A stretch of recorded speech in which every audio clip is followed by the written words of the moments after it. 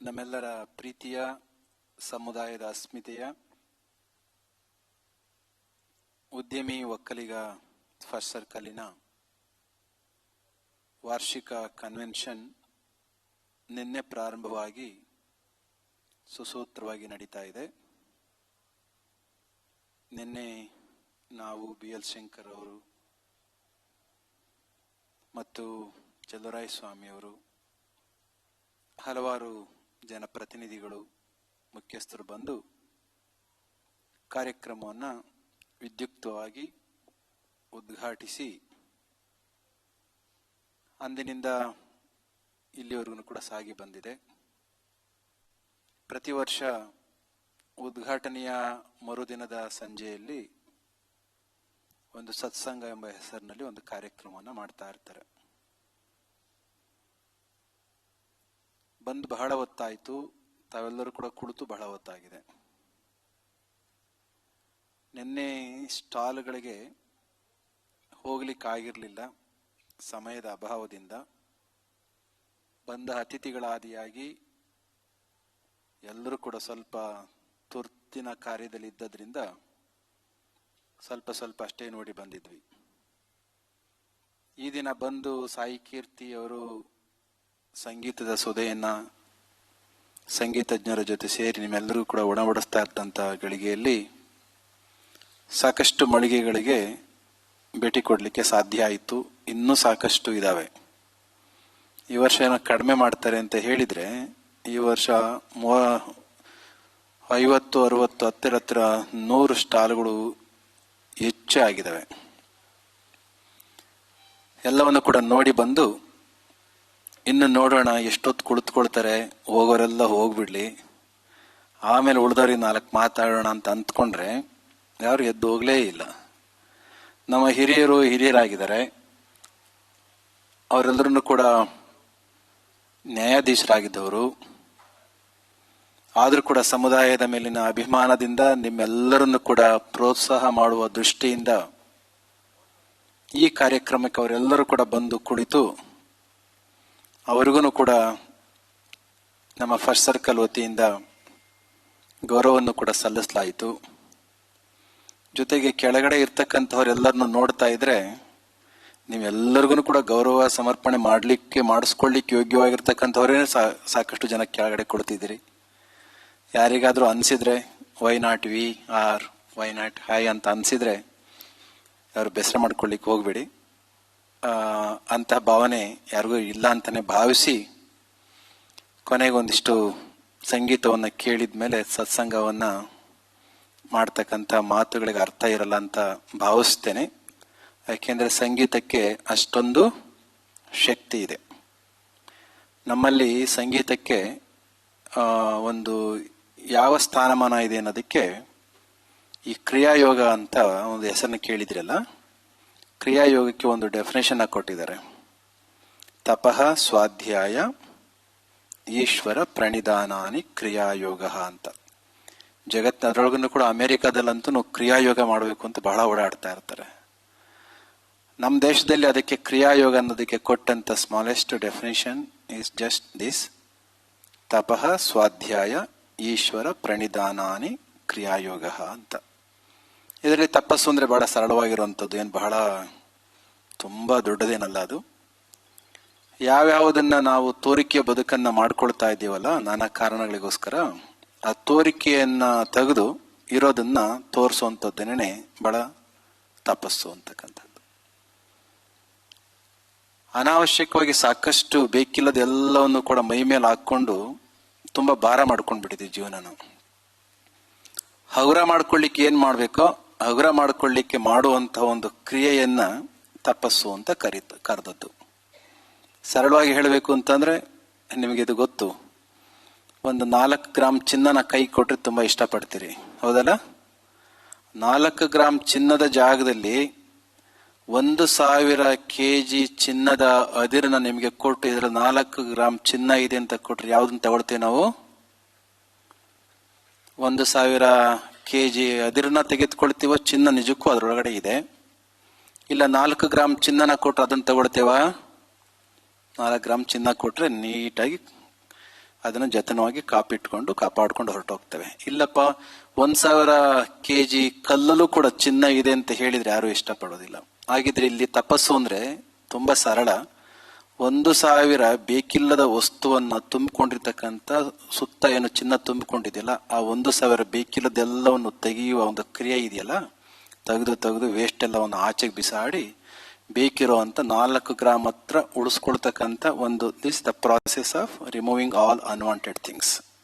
It is just simple. ಅದೇ ರೀತಿ ನಿಮಗೆ ಈ ಪಿಚ್ ಬ್ಲೆಂಡ್ ಅಂತ ಕೇಳಿದಿರಿ ಅಂತ ಅಂದ್ಕೊಂಡಿದ್ದೆ ನಾನು, ಗೊತ್ತಾ? ಪಿಚ್ ಬ್ಲೆಂಡ್ ಅಂದ್ರೆ ರೇಡಿಯೋ ಆಕ್ಟಿವ್ ಎಲಿಮೆಂಟ್ ಇರ್ತಕ್ಕಂಥ ಒಂದು ಓರ್. ಅದನ್ನು ಅಷ್ಟೇನೆ ನಾವೇನಾದ್ರೂ ಒಂದು 10,000 kg ಅಷ್ಟು ಆ ಪಿಚ್ ಬ್ಲೆಂಡ್ ಅಂತ ಓರನ್ನ ಅದನ್ನು ಕೂಡ ತಪಸ್ಸಿನ ರೀತಿಯಲ್ಲಿ ರಿಫೈನ್ ಮಾಡಿದ್ದೆ ಆದ್ರೆ ನಮಗೆ ಹತ್ತತ್ರ 1 ಗ್ರಾಮ್ ಅಷ್ಟು ಯುರೇನಿಯಂ 92-235 ಬರ್ಬೋದು. ಅದನ್ನೇನಾದ್ರೂ ಒಂದಿಷ್ಟು ಉಪಯೋಗಿಸಿ E=mc² ಹಾಕಿದ್ರೆ ಬೆಂಗಳೂರಿಗೆ 1 ವರ್ಷ ಆಗುವಷ್ಟು ಬೆಳಕನ್ನು ಕೊಡ್ಬೋದು. ತಪಸ್ಸಿನ ರೀತಿಯಲ್ಲಿ ಸರಳೀಕರಣಗೊಳಿಸ್ಕೊಂಡಂತ ಶುದ್ಧಗೊಳಿಸ್ಕೊಂಡಂತ ಆ ವಸ್ತುವನ್ನು ಉಪಯೋಗಿಸಿದ್ರೆ ಬೆಂಗಳೂರಿಗೆ 1 ವರ್ಷ ಕಾಲ ಕೊಡುವಷ್ಟು ಬೆಳಕಾಗಿ ಪರಿವರ್ತನೆ ಮಾಡಬಹುದು. ಅಥವಾ ಇನ್ನೊಂದು ರೀತಿಯಲ್ಲಿ ಉಪಯೋಗಿಸಿದ್ರೆ ಇವತ್ತಿಗೂ ಕೂಡ ಹಿರೋಶಿಮಾ ನಾಕ್ಸಾಕಿ ಅಂತಂದ್ರೇನೆ ಭಯ ಆಗುತ್ತೆ ಅಂತ ಬಾಂಬನ್ನು ಕೂಡ ತಯಾರು ಮಾಡ್ಕೊಳ್ಬಹುದು. ಇಷ್ಟು ಮಾತ್ರ ಹೇಳಿ, ತಪಸ್ಸು ಅಂದ್ರೆ ಇಷ್ಟೇನೆ. ಕ್ರಿಯಾಯೋಗದಲ್ಲಿ ಮೊದಲನೇ ವಸ್ತು ತಪಃ. ನೆಕ್ಸ್ಟ್ ಸ್ವಾಧ್ಯಾಯದಲ್ಲಿ ಒಂದು ಬರ್ತದೆ. ಸ್ವಾಧ್ಯಾಯ ಅಂತಂದ್ರೆ ನಾವು ಎಕ್ಸಾಮ್ನಲ್ಲಿ ಟರ್ಮ್ ಡೇಸ್ ಮುಗಿದ್ಮೇಲೆ ಸೆಲ್ಫ್ ಸ್ಟಡಿಗೆ ಅಂತ ಟೈಮ್ ಕೊಡೋರು ನಮಗೆ, ಹೌದಲ್ಲ? ಆ ಸೆಲ್ಫ್ ಸ್ಟಡಿ ಅಂತ ನಮಗೆ ಗೊತ್ತಿರೋದು ಅಷ್ಟೇನೆ. ರಜಾ ಕೊಟ್ಟಾಗ ಎಕ್ಸಾಮ್ಗೆ ಪ್ರಿಪೇರ್ ಆಗ್ಲಿಕ್ಕೆ ಓದ್ಲಿಕ್ಕೆ ಉಪಯೋಗಿಸ್ಕೊಳ್ತಕ್ಕಂಥ ನಾವಾಗಿ ಓದ್ತಕ್ಕಂಥ ಒಂದಿದು. ಆದರೆ ಸತ್ಸಂಗದ ವಿಚಾರಕ್ಕೆ ಬಂದಾಗ ಅಲ್ಲಿ ಸತ್ಸಂಗದಲ್ಲಿ ಸ್ವಾಧ್ಯಾಯ ಅಂತಂದ್ರೆ ಒಂದು 4 ಸ್ಟೆಪ್ಸ್ ನ ಮಾಡ್ಕೊಂಡಿದ್ದೇವೆ. ಏನದು? ತಪಃ ಸ್ವಾಧ್ಯಾಯ, ಈಶ್ವರ ಪ್ರಣಿಧಾನಾನಿ ಕ್ರಿಯಾಯೋಗದ ಡೆಫಿನೇಷನ್ ಆದ್ರೂ ಸ್ವಾಧ್ಯಾಯಕ್ಕೆ ಬಂದಾಗ, 2ನೇ ಹಂತಕ್ಕೆ ಬಂದಾಗ 4 ಹಂತಗಳು. ಒಂದು ವೇದ ಸ್ವಾಧ್ಯಾಯ. ವೇದ ಅಂತಂದ್ರೆ ಜ್ಞಾನ ಅಂತ. ಯಾವ ವ್ಯಕ್ತಿಗಳು ಈಗಾಗಲೇ ಬುದ್ಧನ ರೀತಿಯಲ್ಲಿ ಸಿದ್ಧಿಯನ್ನು ಪಡೆದು ಜ್ಞಾನದ ಎತ್ತರಕ್ಕೆ ಹೋಗಿ ನಿಂತಿದ್ದಾರೋ ಅಂತಹವರು ಸಾಮಾನ್ಯವಾಗಿ ಬಂದು ಮಾತನಾಡೋದಿಲ್ಲ, ಬರೆದಿಡೋದಂತೂ ಇಲ್ಲವೇ ಇಲ್ಲ. ಇದುವರೆಗೂ ನಾವು ಯಾವ್ಯಾವ ಧರ್ಮ ಗ್ರಂಥಗಳು ಅಂತ ಕರಿತೇವಲ್ಲ, ನಮ್ಮ ಕ್ರಿಶ್ಚಿಯಾನಿಟಿಯಲ್ಲೇ ತೆಗೆದುಕೊಳ್ಳಿ, ಹಿಂದೂ ಧರ್ಮದಲ್ಲಿ ತೆಗೆದುಕೊಳ್ಳಿ, ಬೈಬಲ್ಲು, ಖುರಾನು, ಧಮ್ಮಪದ, ಭಗವದ್ಗೀತೆಯ, ನಾನು ಈ ಧರ್ಮ ಗ್ರಂಥಗಳಲ್ಲಿ ಅವ್ರು ಯಾರು ಕೂಡ ಬರೆದವರೇ ಅಲ್ಲ. ಕೃಷ್ಣ ಭಗವದ್ಗೀತೆ ಬರೆದಿಡ್ಲಿಲ್ಲ. ಜೀಸಸ್ ಕ್ರೈಸ್ಟ್ ಬೈಬಲ್ನ ಬರೆದ್ರ? ಅವರು ಬೈಬಲ್ ಬರಲಿಲ್ಲ. ಮಹಮ್ಮದ್ ಪೈಗಂಬರ್ ಅವರು ಕುರಾನ್ನ ಅವ್ರಿಗೆ ಅನಿಸಿದ್ದನ್ನ ಹೇಳಿದ್ದನ್ನು ಬೇರೆಯವರು ಬರೆದಿಟ್ಟಂತಹದ್ದು. ಆ ನಂತರದಲ್ಲಿ ಧಮ್ಮಪದ ಭಗವಾನ್ ಬುದ್ಧನದು, ಅವಾಗಂತೂ ಬರವಣಿಗೆನೂ ಇರಲಿಲ್ಲ. ಅವ್ರು ಹೇಳಿತ್ತು ಮುಂದಿನ ಎಷ್ಟೋ ದಿನಗಳಲ್ಲಿ ಬಂದಂತಹದ್ದು. ವಿಚಾರ ಇಷ್ಟೇನೆ, ಯಾರು ಜ್ಞಾನವನ್ನ ಪಡ್ಕೊಂಡಿದ್ದಾರೋ ಅವರು ಹೇಳಿ ಬರೆಸಿ ಇಟ್ಟು ಹೋದಂತಹ ಗ್ರಂಥಗಳು ಸತ್ಯಕ್ಕೆ ಹತ್ತಿರ ಇದೆ ಅನ್ನೋ ಕಾರಣಕ್ಕೋಸ್ಕರ ಪ್ರಾರಂಭದ ಹಂತದಲ್ಲಿ ಸ್ವಾಧ್ಯಾಯವನ್ನ ಮೊದಲ ಹಂತಕ್ಕೆ ಪ್ರಾರಂಭ ಮಾಡಿದಾಗ ಅಂತಹ ಗ್ರಂಥಗಳನ್ನ, ಜ್ಞಾನ ಕೊಡುವ ಗ್ರಂಥಗಳನ್ನ ಒಂದಿಷ್ಟು ಓದುವಂಥದ್ದು ವೇದ ಸ್ವಾಧ್ಯಾಯ. ವೇದ ಸ್ವಾಧ್ಯಾಯ ಆಗ್ಬೋದು, ಬೇರೆ ಬೇರೆ ಧರ್ಮ ಗ್ರಂಥಗಳು ಅವರವರ ನಂಬಿಕೆ ಮತ್ತು ಶ್ರದ್ಧೆಗೆ ಅನುಗುಣವಾಗಿರ್ತಕ್ಕಂಥದ್ದು. ಅದು ಆದ್ಮೇಲೆ 2ನೇದು ಮಂತ್ರ ಸ್ವಾಧ್ಯಾಯ ಅಂತ ಕರಿತೇವೆ. ಮಂತ್ರ ಸ್ವಾಧ್ಯಾಯ. ವೇದಗಳು ಅಥವಾ ಗ್ರಂಥಗಳು ತುಂಬಾ ವಿಪುಲವಾಗಿರುವಂತಹದ್ದು. ಅಷ್ಟು ಓದಿದ ನಂತರದಲ್ಲಿ ಕೆಲವರು ಹೇಳ್ತಾರೆ, ನೋಡಿ, ಈ ಒಂದು ಮಂತ್ರವನ್ನ ನೀನು ಬೈಹ್ಯಾಟ್ ಮಾಡು, ಮನನ ಮಾಡು ಹಾಗೆ ಅಂತ. ಆ ಮಂತ್ರ ಇನ್ನೂ ತುಂಬಾ ಸೂಕ್ಷ್ಮವಾಗಿರುವಂಥದ್ದು ಮಂತ್ರ ಸ್ವಾಧ್ಯಾಯ. ಆಗ ಮನಸ್ಸು ಇನ್ನೊಂದು ಹಂತಕ್ಕೆ, ಮನಸ್ಸಿನ ಅಲೆಗಳು ಇನ್ನೊಂದು ಹಂತಕ್ಕೆ ನಿಲ್ತವೆ. 3ನೇದಾಗಿ ಇಷ್ಟೊತ್ತು ಮಾಡಿದ್ವಲ್ಲ, ಯಾವುದು? ಸಂಗೀತ, ನಾದ ಸ್ವಾಧ್ಯಾಯ. ಅದಕ್ಕೆ ಹೇಳಿಕೆ ಹೊರಟದ್ದು. ನಾದ ಸ್ವಾಧ್ಯಾಯಕ್ಕೆ ನಾವು ಮನಸ್ಸನ್ನ ತೊಡಗಿಸ್ಕೊಂಡಾಗ ಮನಸ್ಸಿನ ಅಲೆಗಳು ಎಷ್ಟೋ ಇದ್ದಂಥವು ಇನ್ನೂ ಒಂದು ಹಂತಕ್ಕೆ ಬಂದು ನಿಂತ್ಕೊಳ್ತವೆ. ನಮ್ಮ ಮೆಡಿಕಲ್ ಸೈನ್ಸ್ನಲ್ಲಿ, ನಿಮಗೆ ಇಲ್ಲೇ ಇರಬೇಕು, ಮೆಡಿಕಲ್ ಸೈನ್ಸ್ನಲ್ಲಿ ಬ್ರೈನ್ ವೇವ್ಸ್ ಬಗ್ಗೆ ಹೇಳಬೇಕಾದ್ರೆ ಎಷ್ಟು ತರದ ವೇವ್ಸ್ ಹೇಳ್ತೇವೆ? ಗಾಮಾ ವೇವ್ಸು, ಬೀಟಾ ವೇವ್ಸು, ಆಮೇಲೆ alpha waves, next theta waves, ಆಮೇಲೆ ಡೆಲ್ಟಾ ಇರೋದು 5. ಬಹಳಷ್ಟು ಇದ್ದಾವೆ. We have classified into 5 parts. ನಮ್ಮ ಮನಸ್ಸಿನಲ್ಲಿರ್ತಕ್ಕಂಥ ಚಿತ್ತದ ವೃತ್ತಿಗಳು ಎಷ್ಟು ಗಲೀಜಾಗಿ ಓಡ್ತಿರ್ತವೆ ಅಂತಂದ್ರೆ, ಅಂತ ಸುಮಾರು 40ಕ್ಕಿಂತ ಜಾಸ್ತಿ ಟೈಮ್ನಲ್ಲಿ ಇದು ಇದ್ದದ್ದಾದ್ರೆ ನ್ಯೂರಾನ್ಸ್ದು, ಅದಕ್ಕೆ ಏನಂತ ಕರಿತೇವೆ? Gamma waves. ನೆಕ್ಸ್ಟ್ 2ನೇ ಹಂತದಲ್ಲಿ ಬೀಟಾ, 40 ಮತ್ತು 16 ಮಧ್ಯದಲ್ಲಿ. 8 ಮತ್ತು 16 ಮಧ್ಯದಲ್ಲಿ ಇದ್ದದ್ದೇ ಆದ್ರೆ ಆಲ್ಫಾ. ನೆಕ್ಸ್ಟ್ ಬಿಟ್ವೀನ್ 4 and 6 ಅದ್ದೇ ಆದ್ರೆ ಥೀಟಾ. 4ಕ್ಕಿಂತ ಕಡಿಮೆ ಬಂತು ಅಂತಂದ್ರೆ ಡೆಲ್ಟಾ. ಆರಾಮಾಗಿ ನಿದ್ರೆ ಮಾಡ್ಬಿಡ್ತೇವೆ ಆ ಟೈಮ್ನಲ್ಲಿ. ಈಗ ನಾವು ಇಲ್ಲಿ ಬರೋದಕ್ಕೂ ಮುಂಚೆ ವ್ಯವಹಾರಗಳನ್ನ ಕಟ್ಕೊಂಡು ಓಡಾಡಬೇಕಾದ್ರೆ, ಒಂದು ವೇಳೆ ಯಾರಾದ್ರೂ ನಮ್ಮ ಬ್ರೈನಿನ ಕಂಡೀಷನ್ ಯಾವ ರೀತಿ ಚೆಕ್ ಮಾಡಿದಿದ್ರೆ 40ಕ್ಕಿಂತ ಗ್ಯಾರಂಟಿ ಜಾಸ್ತಿ ಇರ್ತಿತ್ತು. ಇಲ್ಲಿ ಬಂದು ಕುಳಿತು ಭಜನೆಯನ್ನ ಕೇಳಲಿಕ್ಕೆ ಪ್ರಾರಂಭ ಆಗ್ತಾ ಇದ್ದಾಗೇನೆ ಬ್ರೈನ್ ವೇವ್ಸ್ ಎಷ್ಟೆಲ್ಲ ಬಂದಿತ್ತು. ಆಮೇಲೆ ನಾದಸ್ವಾಧ್ಯಾಯ ಕೇಳೋ ಹೊತ್ತಿಗೆ ಆಗೋ ಹೊತ್ತಿಗೆ ಇಷ್ಟರ ಹಂತಕ್ಕೆ ಬಂತು. ಇನ್ನೊಂದು ಕೊನೆ ಹಂತ ಇದೆಯಲ್ಲ, ಮೊದಲನೇದು ವೇದ ಸ್ವಾಧ್ಯಾಯ ಆಯ್ತು, ಎರಡನೇದು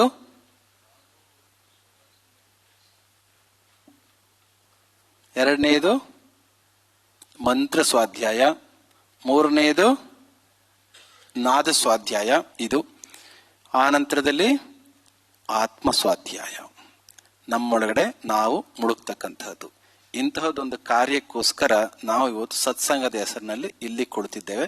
ಎಲ್ಲವನ್ನು ಕೂಡ ಪಡ್ಕೊಂಡ್ಮೇಲೆ ಅದರ ಫಲವನ್ನ ಏನ್ ಮಾಡೋದು ಅಂತಂದ್ರೆ ಈಶ್ವರ ಪ್ರಣಿಧಾನಾನಿ. ಆ ಸ್ಥಿತಿಗೆ ಹೋದಾಗ ಈಶ್ವರನಿಗೂ ಮುಳುಗಿರ್ತಕ್ಕಂಥ ವ್ಯಕ್ತಿಗೂ ಯಾವ ವ್ಯತ್ಯಾಸ ಇಲ್ಲ, ಅದು ಅಲ್ಲೇನೆ ಐಕ್ಯ ಆಗ್ತಕ್ಕಂಥದ್ದು.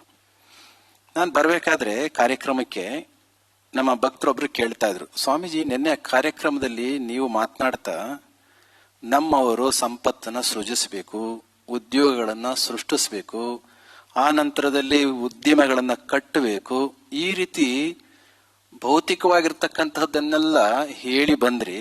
ಈಗ ಹೋಗಿ ಸತ್ಸಂಗದಲ್ಲಿ ಏನ್ ಹೇಳ್ತೀರಿ ಅಂತ ಕೇಳಿದ್ರು. ಈಗ ಸತ್ಸಂಗದ ಸಂದರ್ಭದಲ್ಲಿ ಒಬ್ಬ ಸನ್ಯಾಸಿಯಾಗಿ ಏನ್ ಹೇಳ್ಬೇಕು? ಆಸೆ ಇಟ್ಕೊಳ್ಬೇಡಿ, ಹಣದ ಕಡೆ ಗಮನ ಕೊಡಬೇಡಿ, ನೆಕ್ಸ್ಟ್ ಒಂದಿನ ಕಡೆಗೆ ಒಂದನ್ನು ಕೂಡಿಡ್ತಕ್ಕಂಥ ಇವೆಲ್ಲ ಭೌತಿಕವಾಗಿರ್ತಕ್ಕಂಥದ್ದನ್ನ ಹೇಳ್ಬೇಕಲ್ಲ. Don't you think that you are going to contradict yourself ಅಂತ ಕೇಳಿದ್ರು.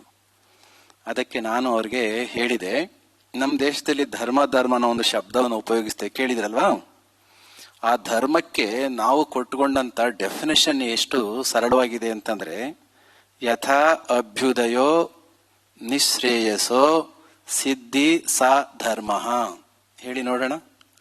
ಯಥಾ ಅಭ್ಯುದಯೋ ನಿಶ್ರೇಯಸೋ ಸಿದ್ಧಿ ಸಾ ಧರ್ಮ. ಧರ್ಮ ಅಂದ್ರೆ ಬೇರೆ ಇನ್ನೇನಿಲ್ಲ. ಈ ಇಳೆಯ ಮೇಲೆ ಬದುಕಿರುವಷ್ಟು ಕಾಲ ಒಳ್ಳೆ ಕರ್ಮವನ್ನ ಮಾಡ್ತಾ ಭೌತಿಕ ಜಗತ್ತಿನ ಸಮೃದ್ಧಿಯನ್ನ ಸಾಧಿಸುವುದರ ಜೊತೆಯಲ್ಲಿ ಮತ್ತಿನ್ನೇನು? ನಿಶ್ರೇಯಸೋ, ತನ್ನ ಆತ್ಮ ಸೌಂದರ್ಯವನ್ನು ಕೂಡ ಆತ್ಮಶ್ರೀಯನ್ನೂ ಕೂಡ ಪಡ್ಕೊಳ್ತಕ್ಕಂಥ ಒಂದು ವಿಧಾನ ಇದೆಯಲ್ಲ, ಇದನ್ನ ನಮಗೆ ಒದಗಿಸಿ ಕೊಡುತ್ತೋ ಅದು ಧರ್ಮ. ಬೇರೆ ಯಾವ ಡೆಫಿನೇಷನ್ ಕೂಡ ಕೊಡ್ಲಿಲ್ಲ.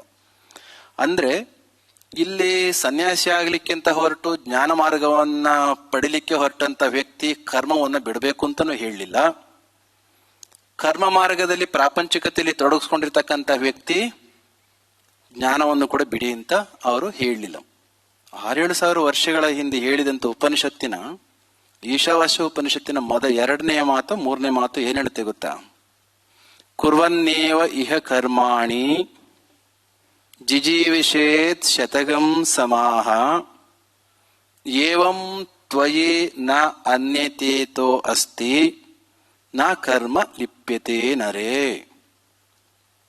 ಯಾಕಪ್ಪ ಉಪನಿಷತ್ತುಗಳನ್ನ ಓದ್ಲಿಕ್ಕೆ ಹೋಗ್ತೀಯ, ಧರ್ಮ ಗ್ರಂಥಗಳನ್ನ ಓದ್ಲಿಕ್ಕೆ ಹೋಗ್ತೀಯೋ, ಕರ್ಮದಿಂದ ವಿಮುಖರನ್ನಾಗಿ ಮಾಡ್ತವೆ ಅಂತ ಯಾರಾದ್ರೂ ಅಂದ್ಕೊಂಡಿದ್ರೆ, ಇದೇ ದೇಶದಲ್ಲಿ ನಮ್ಮ ದೇಶದಲ್ಲೇನೆ ಹುಟ್ಟಿದಂತ ಉಪನಿಷತ್ತುಗಳ ಒಂದು ಮಾತನ್ನ ಏನ್ ಹೇಳ್ತಾರೆ? ಈ ಜಗತ್ತಿನಲ್ಲಿ ನಾವು ಹುಟ್ಟಿ ಬಂದ ಮೇಲೆ 100 ವರ್ಷ ಬದುಕಬೇಕು. 100 ವರ್ಷದ ಬದುಕನ್ನ ಯಾವ ರೀತಿ ಬದುಕಬೇಕು? ಕುರ್ವನ್ನೇವ ಇಹ ಕರ್ಮಾಣಿ, ಕರ್ಮಗಳನ್ನ ಮಾಡ್ತಾನೆ ಈ ಜಗತ್ತಿನಲ್ಲಿ ಎಷ್ಟು ವರ್ಷ? ಕುರ್ವನ್ನೇವ ಇಹ ಕರ್ಮಾಣಿ, ಎಷ್ಟು ವರ್ಷ ಬದುಕಬೇಕು? ಜಿಜೀವಿಷೇತ್ ಶತಗಂ ಸಮಾಹ, 100 ಸಂವತ್ಸರಗಳನ್ನ ನೀನು ಈ ಜಗತ್ತಿನಲ್ಲಿ 100 ಸಂವತ್ಸರಗಳ ಕಾಲ ಬದುಕುವುದು ಹೇಗೋ ಬದುಕೋದಲ್ಲ, ಕರ್ಮವನ್ನ ಮಾಡ್ತಾ ಮಾಡ್ತಾ ಬದುಕು. ಆಧ್ಯಾತ್ಮಿಕ ಮಾರ್ಗದಲ್ಲಿ ಒಂದು ಮಾತು ಉಂಟು, ಕರ್ಮದಲ್ಲಿ ಹೆಚ್ಚು ನಿನ್ನನ್ನು ನೀನು ತೊಡಗಿಸಿಕೊಂಡಷ್ಟುನು ಕರ್ಮ ನಿನ್ನನ್ನು ಈ ಜಗತ್ತಿಗೆ ಬಂಧಿಸುತ್ತೆ. ಇದು ಆಗದಾದ್ರೆ ನೀವು ಕರ್ಮ ಮಾಡೋದು ಸೂಕ್ತನಾ? ಉಪನಿಷತ್ತಲ್ಲಿ ಮುಂದಕ್ಕೆ ಹೇಳ್ತಾರೆ, ಜಿಜೀವಿಷೇತ್ ಶತಗಂ ಸಮಾಹ. ಯಾವ ರೀತಿ ಬದುಕಬೇಕು? ಕರ್ಮ ಮಾಡದಲೇ ಬದುಕ್ಲಿಕ್ಕೆ ಸಾಧ್ಯ ಇಲ್ವಾ ಅಂತಂದ್ರೆ ಇಲ್ಲ. ಏವಂ ತ್ವಯಿ ನ ಅನ್ಯತೇತವಸ್ತಿ ನ ಕರ್ಮ ಲಿಪ್ಯತೆ ನರೇ. ಯಾವ ವ್ಯಕ್ತಿ ಕರ್ಮವನ್ನ ಸ್ವಾರ್ಥಕ್ಕೋಸ್ಕರ ಜ್ಞಾನದ ಅರಿವಿಲ್ಲದೆ ಮಾಡ್ತಾ ಹೋಗ್ತಾನೋ ಅಂತಹ ವ್ಯಕ್ತಿಗೆ ಕರ್ಮಗಳು ಅಂಟುತ್ತೆ, ಅವರನ್ನ ಜಗತ್ತಿಗೆ ಬಂಧಿಸುತ್ತೆ. ಕರ್ಮ ಮಾಡದನ್ನ ಒಂದು ಕ್ಷಣನೂ ಕೂಡ ಇರ್ಲಿಕ್ಕೆ ಆಗೋದಿಲ್ಲ. ಮಾಡುವ ಕರ್ಮವನ್ನ 100 ವರ್ಷವೂ ಕೂಡ ಕರ್ಮ ಮಾಡ್ತಾನೆ ಬದುಕಬೇಕು. ಮಾಡುವ ಕರ್ಮ ಹೇಗಿರ್ಬೇಕು ಅಂತಂದ್ರೆ ಸೇವಾ ರೀತಿಯ ಕರ್ಮ ಬದುಕು ಇರಬೇಕು. ಅದಕ್ಕೆ ನಾನು ಅವರಿಗೆ ಹೇಳಿದೆ, ನಿನ್ನೆ ಆಡಿದ ಮಾತು ಇಂದು ಆಡುವ ಮಾತು ಯಾವುದಕ್ಕೂ ಕೂಡ ವೈರುಧ್ಯ ಇರೋದಿಲ್ಲ. ನಮ್ಮ ಬದುಕು ಆ ರೀತಿಯೇ ಇರುವಂತಹದ್ದು. ಮೊನ್ನೆ ಕುವೆಂಪು ದಿನಾಚರಣೆಯನ್ನ ಮಾಡಿದ್ವಿ, ಹೌದಲ್ಲ? ಕುವೆಂಪು ದಿನಾಚರಣೆಯನ್ನ ಮಾಡಿದ್ವಿ. ಕುವೆಂಪು ದಿನಾಚರಣೆಯ ಟೈಮ್ನಲ್ಲಿ ಯಾವುದೋ ಒಂದು ಕವನವನ್ನು ಓದ್ತಾ ಇದೆ. ಬಹುಶಃ ಎಲ್ಲರ ಬದುಕಿಗೂ ಬಂದ ಹಾಗೆ ಅವರ ಬದುಕಿನಲ್ಲಿ ಕೂಡ ಬದುಕಿನ ತಾರುಣ್ಯದಲ್ಲಿ ಒಂದು ಸ್ಥಿತಿ ಇತ್ತು. ಕುವೆಂಪು ಅವ್ರನ್ನ ಓದ್ಕೊಂಡವ್ರು ಎಲ್ರಿಗೂ ಕೂಡ ಒಂದು ಗೊತ್ತದು. ಕುವೆಂಪು ಅವ್ರಿಗೆ ಒಂದು ಹಂತದಲ್ಲಿ ನಾನು ಸನ್ಯಾಸಿ ಆಗ್ಬೇಕಾ ಸಂಸಾರಿ ಆಗ್ಬೇಕಾ ಅಂತ ತೊಳಲಾಟದಲ್ಲಿ ಇದ್ದಂತಹವರು. ಅದಕ್ಕೆ ಪೂರಕವಾಗಿ ಅವರು ರಾಮಕೃಷ್ಣಾಶ್ರಮದ ಓರ್ವ ಸನ್ಯಾಸಿಗಳ ಹತ್ರ ಹೋಗಿ ಬೇಲೂರಿನಲ್ಲಿ ಮಂತ್ರದೀಕ್ಷೆ ತಗೊಂಡದ್ದು ಕೂಡ ನಿಮಗೆ ಗೊತ್ತದು. ಅಂತಹ ಹೊತ್ತಿನಲ್ಲಿ ಒಂದು ಕವನವನ್ನ ಬರ್ಕೊಂಡಿದ್ದಾರೆ.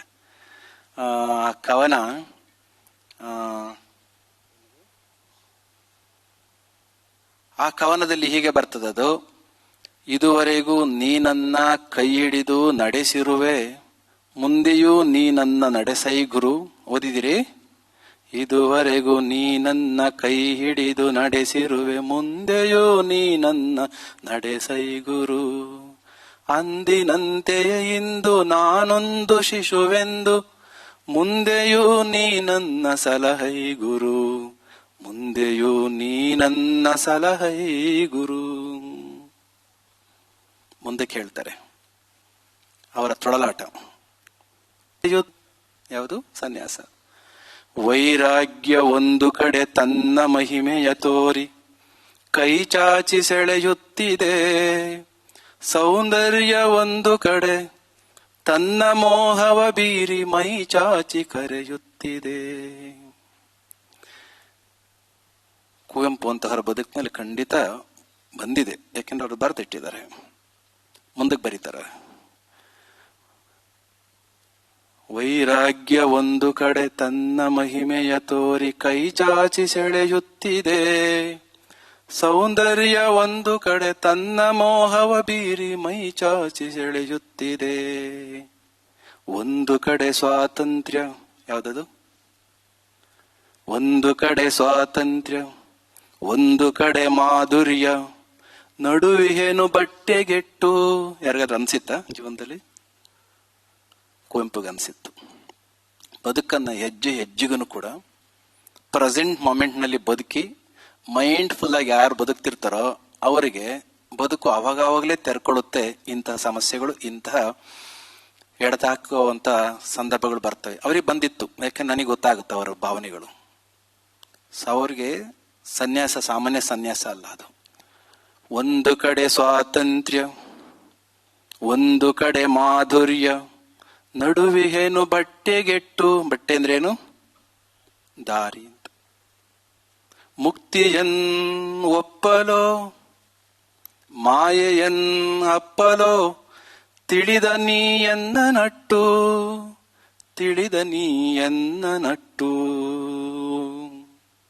ಇದುವರೆಗೂ ನೀ ನನ್ನ. ಯಾತಕ್ಕೆ ಇಲ್ಲಿ ಹೇಳಿದೆ ಅಂದ್ರೆ, ಕುವೆಂಪು ಅವರು ಒಂದು ನಿರ್ಧಾರವನ್ನ ಮಾಡಿದ್ರು, ಒಂದು ಹಂತಕ್ಕೆ ಬಂತು. ಕೊನೆಗೆ ಅವ್ರ ನಿರ್ಧಾರವನ್ನ ಯಾರ ಪಾದಕ್ಕೆ ಹಾಕಿದ್ರು? ಗುರುವಿನ ಪಾದಕ್ಕೆ ಹಾಕಿದ್ರು. ಗುರು ದಾರಿ ತೋರಿಸಿದ. ಕೊನೆಗೆ ಅವರು ಸಂಸಾರದ ಬದುಕಿಗೆ ಪಾದ ಇಟ್ರು.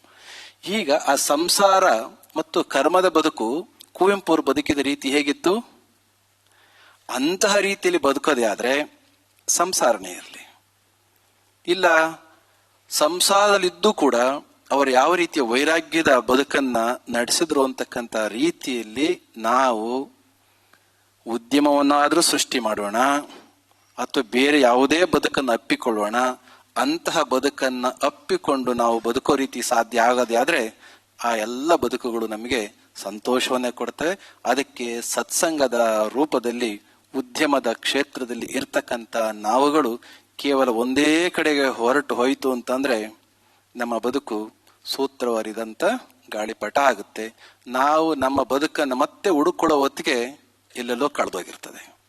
ಬದುಕು ಏನಾಯ್ತು ಅಂತ ಈ ಜೀವನದಲ್ಲಿ ಸಿಗುತ್ತಿಲ್ಲೋ ಗೊತ್ತಿಲ್ಲ. ಆದ್ರೆ ಒಂದ್ ವೇಳೆ ಅಂತಹದೊಂದು ಎಡತಾಕುವ ಮನಸ್ಸು ನಮ್ಮ ಕೊನೆಯಗಾಲದಲ್ಲಿ ಬಂತು ಅಂತಂದ್ರೆ, ನಾನು ಯಾವಾಗಲೂ ಹೇಳ್ತಿರ್ತೇನೆ, ಆ ಐನ್ಸ್ಟೈನ್ಗೆ ಅವಾಗವಾಗ ಬರ್ತಿರ್ತದೆ, ಕೆಲವರಿಗೆ ಕೊನೆಯಗಾಲ ಬರ್ತದೆ. ಐನ್ಸ್ಟೈನ್ ಬರೋದಕ್ಕೂ ಮುಂಚೆ ರುದರ್ಫರ್ಡ್ ಮಾತನ್ನು ನಿಮ್ಗೆ ಹೇಳಿಕ್ಕೆ ಇಷ್ಟಪಡ್ತೇನೆ. ರುದರ್ಫರ್ಡ್ ಗೊತ್ತಲ್ಲ, ಅಟಾಮಿಕ್ ಮಾಡೆಲ್ ನ ಕೊಟ್ಟಂತಹ ರುದರ್ಫರ್ಡ್ಗೆ ಈ ಜಗತ್ತಿನಲ್ಲಿ ಭೌತ ಕಣಗಳ ಹೊರತಾಗಿ ಇನ್ನೊಂದರ ಅಸ್ತಿತ್ವವೇ ಇಲ್ಲ ಅಂತ ಭಾವಿಸಿದ್ದವ. ಯಾರಾದ್ರೂ ಹೇಳಿದ್ರೆ ಈ ಭೌತ ಕಣಗಳ ಅಥವಾ ಕಾಣುವ ಜಗತ್ತಿನ ಹಿಂದೆ ಇನ್ಯಾವುದಾದ್ರೂ ಒಂದು ಶಕ್ತಿ ಇರಬಹುದಾ ಅಂತ ಅಂದ್ರೆ ಅವ ಕೆಟ್ಟದಾಗೆ ಬೈತಾ ಇದ್ದ. 66ನೇ ವಯಸ್ಸಿನಲ್ಲಿ ಅದೇನಾಯ್ತೋ ಗೊತ್ತಿಲ್ಲ. ಆ ಸಂದರ್ಭದಲ್ಲಿ ಒಂದು ಮಾತನ್ನ ಹೇಳ್ತಾನೆ. In the search of truth of my life, ಅವನ ಮಾತುಗಳು, I am quoting. In the search of truth of my life I ended with protons, neutrons and electrons. ಯಾಕೆಂದ್ರೆ ಅವತ್ತಿಗಿನ್ನು ಗಾಡ್ ಪಾರ್ಟಿಕಲ್ ಕಂಡುಹಿಡಿದಿರಲಿಲ್ಲ, ಕ್ವಾರ್ಕ್ಸ್ ಕೂಡ ಬಂದಿರಲಿಲ್ಲ.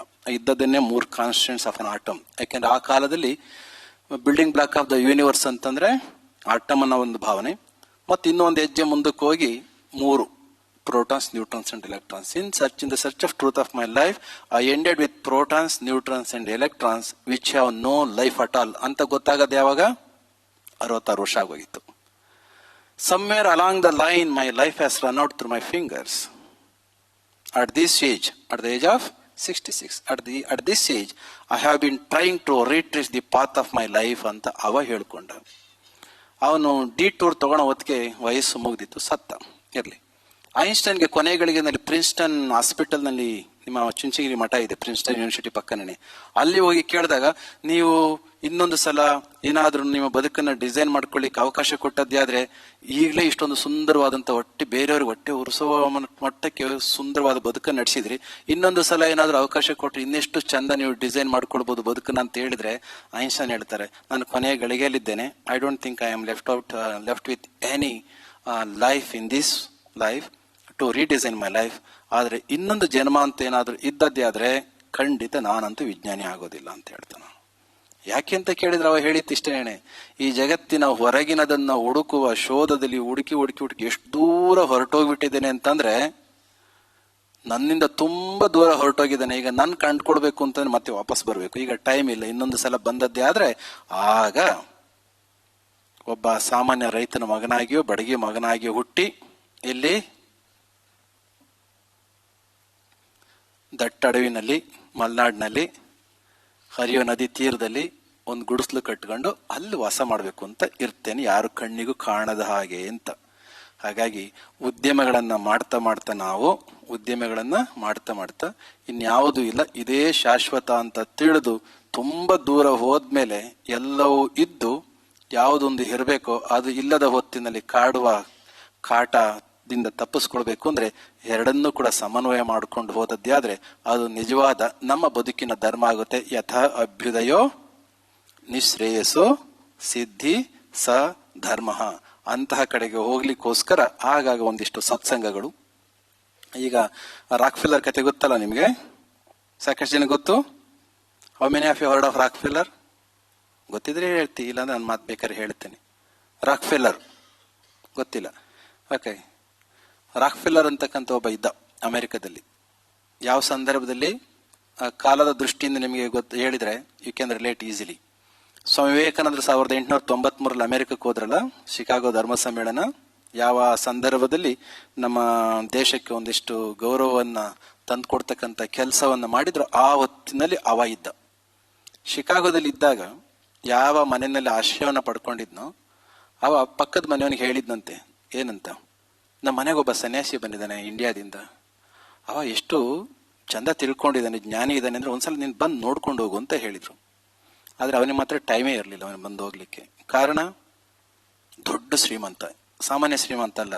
ಅವತ್ತಿಗೆ ರಾಕ್ ಫೆಲ್ಲರ್ ಆ ಕಾಲಕ್ಕೆ ಜಗತ್ತಿನ ನಂಬರ್ 1 ರಿಚ್ ಫೆಲೋ. ಇವಾಗ ಯಾರಿದ್ದಾರೆ? ಈಗ ಯಾರು? ಎಲನ್ ಮಸ್ಕ್ ಅಲ್ಲ? ಓಕೆ. ಅವತ್ತಿಗೆ ರಾಕ್ ಫೆಲ್ಲರ್ ಇದ್ನು.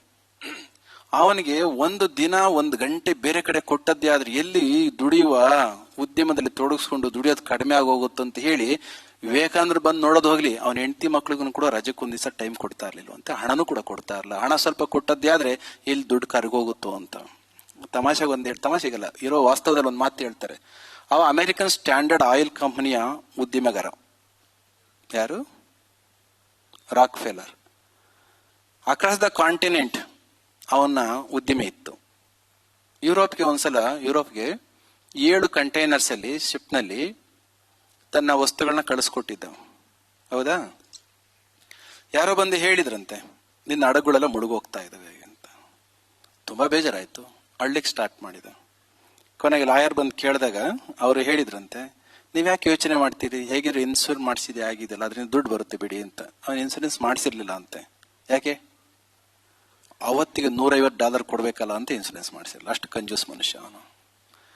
ಕೊನೆಗೆ ಏನೇನೋ ಮಾಡಿ ರಾತ್ರಿ ಎಲ್ಲ ಹೋರಾಟ ಮಾಡಿ, ನಿಮ್ ಕಡೆ ಲಾಯರು ಬೆಳಿಗ್ಗೆ ಹೊತ್ತಿಗೆ ಆ 7 ಸಿಟ್ಗೆ ಏನೇನು ಆಗ್ಬೇಕು ಅಷ್ಟನ್ನ ಇನ್ಸೂರೆನ್ಸ್ $150 ಕಟ್ಟಿ ಇನ್ನೊಂದು $50 ಯಾವ್ದು ರೂಪದಲ್ಲಿ ಕೊಟ್ಟು, ಯಾಕಂದ್ರೆ ಔಟ್ಡೇಟೆಡ್ ಅಲ್ಲ ಅದು.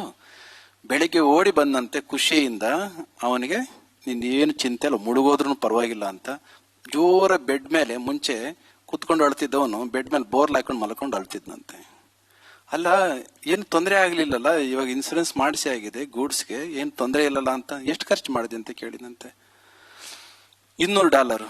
ಮುಂಚೆನೆ ಮಾಡಿದ್ರೆ 150 ಆಗ್ತಿತ್ತು, ಹಾಳು ಮಾಡಿಬಿಟ್ಟೆ $200. ಈಗೇನಾಯ್ತು ಅಂತಂದ್ರೆ ಅವು ಸೇಫ್ ಆಗಿ ಆ ಕಡೆ ಹೋಗಿ ತಲುಪಿ ಆಯ್ತು, ಹಾಳು ಮಾಡ್ಬಿಟ್ಟೆ ದುಡ್ಡನ್ನ ಅಂತ ಹೇಳಿದಂತೆ. ಇಂತಹ ಕಂಜೂಸ್ ಮನುಷ್ಯ ಸ್ವಾಮಿ ವಿವೇಕಾನಂದರ ಹತ್ರ ನೋಡೋಣ ಅಂತ ಕುತೂಹಲಕ್ಕೆ ಬಂದಂತೆ. ಕುತೂಹಲಕ್ಕೆ ಬಂದಾಗ ವಿವೇಕಾನಂದ್ರ ಏನ್ ಮಾಡ್ತಾ ಇದ್ರ, ಮನೆಯಲ್ಲಿ ಆ ಕಿಟಕಿ ಕಡೆ ಮುಖ ಮಾಡ್ಕೊಂಡು ಸುಮ್ಮನೆ ಓದ್ತಾ ಇದ್ರು. ಎಂತ ತಿಳ್ಕೊಂಡಿದ್ರೆ ಗೊತ್ತಿಲ್ಲ ವಿವೇಕಾನಂದರು. ಅವನ ಬದುಕಿನ ಎಲ್ಲ ಚರಿತ್ರೆಯನ್ನು ಅವನ ಮುಖ ನೋಡ್ದಲ್ಲೇ ಹೇಳಿಬಿಟ್ರಂತೆ. ಹಣ ಜಾಸ್ತಿ ಇತ್ತಲ್ಲ, ಕೋಪ ಬಂತು. ಹಣ ಇದ್ದಾಗ ಯಾವ್ಯಾವುದಕ್ಕೋ ಹೊಗಳ್ತಿರ್ತಾರೆ, ಅದ್ರಾಗ ಅದು ಒಂದು ಕಾರಣ. ಹೊಗಳಿಸ್ಕೊಡ್ತಕ್ಕಂಥ ಮನಸ್ಸಿಗೆ ತೆಗಳಿಸ್ಕೊಡ್ತಕ್ಕಂಥ ತುಂಬಾ ಕಷ್ಟದ ಕೆಲಸ ಅಂತ ಕಾಣಿಸುತ್ತೆ. ಅವನು ತುಂಬಾ ಕೋಪದಲ್ಲಿ ವಿವೇಕಾನಂದರು ಹೇಳಿದ್ರು, ಜೀವನ ಚರಿತ್ರೆ ಎಲ್ಲ ಪೂರ್ಣ ಹೇಳಿದ್ರು. ಅದ್ರೊಳಗಡೆ ಇನ್ನೊಂದು ಮಾತು ಏನು ಗೊತ್ತಾ, ಡಾಕ್ಟರ್ ಹೇಳಿದ್ರಂತೆ, ಇಷ್ಟೆಲ್ಲ ಆರೋಗ್ಯ ಕೆಡಿಸ್ಕೊಂಡು ದುಡಿಯಕ್ಕೆ ಹೋಗ್ಬೇಡ, ಅವಶ್ಯಕತೆ ಇಲ್ಲ. ಜಗತ್ತಿಗೆ ನಂಬರ್ 1 ಆದ್ರೇನು, ನಂಬರ್ 10 ಆದ್ರೇನು, ನೀನೇ ಇಲ್ಲ ಅಂತಂದ್ರೆ ಅದನ್ನ ಕಟ್ಕೊಂಡು ಏನಾಗ್ಬೇಕು ಅಂತ ಎಷ್ಟು ಹೇಳಿದ್ರೆ ಕೇಳಿರ್ಲಿಲ್ಲ. ಕೊನೆಗೆ ಡಾಕ್ಟರ್ಸ್ ಹೇಳೋವರೆಗೂ ಹೇಳಿ ಕೊನೆಗೆ ಒಂದು ಮಾತು ಹೇಳಿದ್ರಂತೆ, ಇದೇ ರೀತಿ ನೀನು ಹೋದದ್ದೇ ಈಗ ನಿನ್ಗೆ 50 ವರ್ಷ, 52 ವರ್ಷದೊಳಗಡೆ ನೀನು ಹೊರಟೋಗ್ತಿ ಜಗತ್ ಬಿಟ್ಟು ಅಂತ ಹೇಳಿದ್ರು. ಒಂದ್ ಸ್ವಲ್ಪ ಬೇರೊಂದು ಬದುಕನ್ನು ತೊಡಗಿಸ್ಕೊ ಅಂತ. ಇನ್ 2 ವರ್ಷ ಹೆಚ್ಚು ನೀನು ಬದುಕಿದ್ರೆ ಸಾಕು, ಅಷ್ಟೇನೆ ನಿನಗಿರ್ತಕ್ಕಂಥ ಕಾಯಿಲೆಗಳಲ್ಲಿ ಅಂತ ಹೇಳಿದ್ರು. ಕೊನೆಗೆ ವಿವೇಕಾನಂದ್ರ ಅಷ್ಟೆಲ್ಲ ಅಂದಾಗ ವಿವೇಕಾನಂದ್ರ ಮುಖದ ಮೇಲೆ ಹೇಳಿ ಹೋದ್ರಂತೆ. ವಾಪಸ್ 1 ವಾರ ಬಿಟ್ಕೊಂಡು ಬಂದು ವಿವೇಕಾನಂದರು ಅದೇ ಸ್ಟಡಿ ಟೇಬಲ್ ನಲ್ಲಿ ಕುಳಿತುಕೊಂಡು ಓದ್ಬೇಕಾದ್ರೆ ಯಾವ್ಯಾವ್ದೋ 4 ಆಶ್ರಮಗಳಿಗೆ ಒಂದಿಷ್ಟು ದಾನ ಮಾಡಿಬಿಟ್ಟು ಆ ಸರ್ಟಿಫಿಕೇಶನ್ ತಂದು ಸ್ವಾಮಿ ವಿವೇಕಾನಂದ್ರ ಮುಂದೆ ಹಾಕಿ ಹೇಳಿದ್ದಂತೆ, ಅಟ್ಲೀಸ್ಟ್ ನಾವು you say you should be thankful to me ಅಂದ್ರಂತೆ. ವಿವೇಕಾನಂದರು ಕಠಿಣ ಮನುಷ್ಯ, ನಾನು ಯಾಕೆ ನಿನಗೆ ಥ್ಯಾಂಕ್ಸ್ ಹೇಳ್ಬೇಕು? ಫಸ್ಟ್ ನೀನು ಥ್ಯಾಂಕ್ಸ್ ಹೇಳೋದಾದ್ರೆ ಮೊದಲು ಯಾರು ನೀನು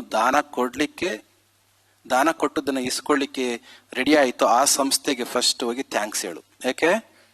ನೀನು ಕೊಡೋದು ಮುಖ್ಯ ಅಲ್ಲ, ಕೊಟ್ಟದನ್ನ ಇಸ್ಕೊಂಡ್ರಲ್ಲ, ಪಡ್ಕೊಂಡ್ರಲ್ಲ, ಅದಕ್ಕೆ ಹೋಗಿ ಅವ್ರಿಗೆ ಥ್ಯಾಂಕ್ಸ್ ಹೇಳು. 2ನೇದು ನನಗೆ ಥ್ಯಾಂಕ್ಸ್ ಹೇಳ್ಬೇಕು, because I inspired you to do that. ಸರಿ ಆಯ್ತು, ಕೊಟ್ರು. ಅವರ ಸಂಬಂಧ ಯಾವ ಮಟ್ಟಕ್ಕೆ ಬೆಳೀತಾ ಹೋಯ್ತು ಅನ್ನೋದಕ್ಕೆ ಹೇಳ್ತಾರೆ. ಮುಂದೊಂದು ದಿನ American company, American government Rockefeller ಮೇಲೆ ಇದ್ದಂತ ಇಲ್ಲೆಜಿಟಿಮೇಟ್ ಬಿಸಿನೆಸ್ ಮೇಲೆ ಕೇಸ್ ಹಾಕಿ ತುಂಬಾ ವರ್ಷ ಕಾಲ ನಡೆಸಿದ ಮೇಲೆ ಅವರು ಕೇಸನ್ನ ಕಳ್ಕೊಳ್ತಾರೆ. ಜಡ್ಜಸ್ ಇದಾರಲ್ಲ, ಒಳ್ಳೆ ತೀರ್ಪು ಕೊಟ್ರು. ಜಡ್ಜಸ್ ತೀರ್ಪು ಆದ್ಮೇಲೆ ಅವ ತನ್ನ ಕಂಪನಿಯ ಮೇಲೆ ಮಾಲೀಕತ್ವನ ಕಳ್ಕೊಂಡಂತೆ. $150 + 50 $200 ಯಾವ ವ್ಯಕ್ತಿ ತನ್ನ ರಾತ್ರಿಯಲ್ಲಿ ನಿದ್ರೆ ಕಳ್ಕೊಂಡಿದ್ನೋ ಆ ಲಾಯರ್ ಫೋನ್ ಮಾಡಿ ಹೇಳಿದ್ರಂತೆ ಅವ್ರಿಗೆ, ಏನಂತ, ನಮ್ಮ ಕಂಪನಿ ಮುಳುಗಿ ಹೋಯ್ತು, ಕೇಸು ಹೊರಟೋಯ್ತು, ನಮ್ಮ ಪರ ಆಗ್ಲಿಲ್ಲ ಅಂತ ಹೇಳಿದಾಗ ರಾತ್ರಿ 10 ಗಂಟೆ ಅಂತೆ ಅವ್ರು ಹೇಳಿದ್ರಂತೆ, ನಾಳೆ ಹೇಗಿದ್ದು ಸೂರ್ಯ ಹುಡ್ತಾನೆ ಅಲ್ವಾ, ಬೆಳಗ್ಗೆ ಡಿಸ್ಕಸ್ ಮಾಡಿದ್ರಾಯ್ತು, ಹೋಗಿ ಮಲಕು ಅಂತ ಆರಾಮಾಗಿ ಹೇಳಿದ್ರಂತೆ. ಯಾಕೆ?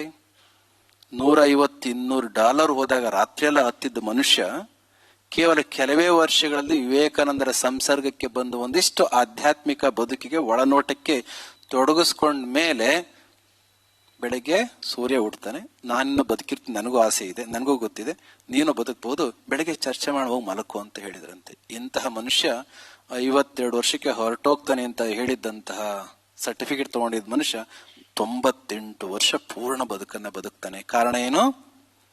ಜಗತ್ತಿನ ಭೌತಿಕ ಸಮೃದ್ಧಿಯನ್ನು ಅಷ್ಟೇ ಅವನು ಮಾಡಲಿಲ್ಲ, ಕೊನೆಗೆ ಅಂತರಂಗದ ಸಮೃದ್ಧಿಯನ್ನು ಕೂಡ ಮಾಡ್ಕೊಳ್ಳಿಕ್ಕೆ ಹೊರಟ. ಆಮೇಲೆ ರಾಕ್ಫೆಲ್ಲರ್ ಫೌಂಡೇಶನ್ ಮಾಡಿಕೊಂಡದ್ದು ಬೇರೆ ಬೇರೆ ಕಾರಣಗಳಿಗೋಸ್ಕರ ಅಕ್ರಾಸ್ ದ ವರ್ಲ್ಡ್ ಆ ಸೇವೆಯನ್ನು ಮಾಡ್ತಾ ಇರ್ತಕ್ಕಂಥದ್ದು ಬೇರೆ ವಿಚಾರ. ಅದಕ್ಕೆ ಉದ್ಯಮದಲ್ಲಿ ತೊಡಗಿಸ್ಕೊಂಡಿರ್ತಕ್ಕಂಥ ನಾವುಗಳು ಸ್ವಲ್ಪ ಆಧ್ಯಾತ್ಮಿಕತೆ ಕಡೆಗೂ ಕೂಡ ಗಮನ. ಆಧ್ಯಾತ್ಮಿಕತೆ ಅಂದ್ರೆ ಒಂದು ರೀತಿಯಲ್ಲಿ ಮೂಗು ಮರೀತಾರೆ. ಏನು ಮೂಗು ಮರೆಯೋದು ಅಂದ್ರೆ ಈಗ ಮೂಗು ಮರೆಯೋದಲ್ಲ, ಒಂಥರ ಮಾಡ್ಕೊಳ್ತಿರ್ತಾರೆ. ಇನ್ನೇನಿಲ್ಲ, ನಾವು ಕ್ವಾಂಟಮ್ ವರ್ಲ್ಡ್ ನಲ್ಲಿ, ಫಿಸಿಕಲ್ ವರ್ಲ್ಡ್ ನಲ್ಲಿ ಜಗತ್ತಿನ ಎಲ್ಲ ವಸ್ತುಗಳ ಬಗ್ಗೆ ಕೂಡ ತಲೆ ಕೆಡಿಸ್ಕೊಳ್ತೇವೆ, ಜ್ಞಾನ ಪಡ್ಕೊಳ್ತೇವೆ. Spiritual knowledge is nothing but a metaphysical knowledge. ನಿಮಗೆ ಗೊತ್ತದು. ನಮ್ಮ ಸ್ವರೂಪವನ್ನ ನಾನ್ಯಾರು ಅಂತಕ್ಕಂಥದನ್ನ ಸ್ವಲ್ಪ ತಿಳ್ಕೊಳ್ಳಿಕ್ಕೆ ಮಾಡುವ ಪ್ರಯತ್ನಕ್ಕೆ ನಾವು ಯಾರಾದ್ರೂ ಬೇಸರ ಮಾಡ್ಕೊಳ್ಬೇಕಾ? ಇಲ್ಲ ಅಲ್ಲ. ಅಂತಹದೊಂದು ಪ್ರಯತ್ನ, ಒಂದು ಸ್ಪಿರಿಚುವಲ್ ಸ್ಟಡೀಸ್, ಸ್ಪಿರಿಚುವಲ್ ಅನಾಲಿಸಿಸ್, ಇದನ್ನ ಮಾಡ್ಕೊಳ್ಳಿಕ್ಕೋಸ್ಕರ ನಮ್ಮ ಬದುಕನ್ನ ಒಂದಿಷ್ಟು ತೊಡಗಿಸ್ಕೊಳ್ತಕ್ಕಂಥ ಕೆಲಸವನ್ನ ನಾವು ಮಾಡಬೇಕಾಗಿದೆ. ಅದಕ್ಕೆ ಯೋಗದಲ್ಲಿ ಒಂದು ಮಾತನ್ನ ಹೇಳ್ತಾರೆ, ಇಂತಹ ಕೆಲಸದಲ್ಲಿ ತೊಡಗಿಸ್ಕೊಳ್ತಕ್ಕಂಥವ್ರನ್ನ ಯೋಗಿ ಅಂತ ಕರೀತಾರೆ, ಅಂತಹದೊಂದು ಪ್ರಕ್ರಿಯೆಯನ್ನ ಯೋಗ ಅಂತ ಕರೀತಾರೆ. ಹೌದಲ್ಲ? ಯೋಗ ಅಂದ್ರೆ ಬೇರೆ ಎಂಥದ್ದು ಇಲ್ಲ, ಚಿತ್ತ ವೃತ್ತಿ ನಿರೋಧ ಅಂತ ಕರೀತಾರೆ. ಚಿತ್ತವೃತ್ತಿ ನಿರೋಧ ಅಂತಂದ್ರೆ ಆಗ್ಲೇ ಹೇಳಿದ್ವಲ್ಲ, ಗಾಮ ಬೀಟ ಆತ್ಮ ಎಂತೆಂತ ಹೇಳಿದ್ವಲ್ಲ, ಇವುಗಳ ಅಲೆಗಳನ್ನ ಸ್ವಲ್ಪ ಸ್ವಲ್ಪ ಕಡಿಮೆ ಮಾಡಿಕೊಂಡು ನಮ್ಮನ್ನ ನಾವು ತಿಳ್ಕೊಳ್ತಕ್ಕಂಥ ಕೆಲಸವನ್ನ ಮಾಡುವಂಥದ್ದು. ಇಲ್ಲಿ ಇರ್ತಕ್ಕಂಥವ್ರು ಎಲ್ಲರೂ ಕೂಡ ಚೆನ್ನಾಗಿ ಓದಿ ತಿಳ್ಕೊಂಡಿರೋರೇ ಇದ್ದೀರಿ, ಹೇಳೋ ಅವಶ್ಯಕತೆ ಇಲ್ಲ.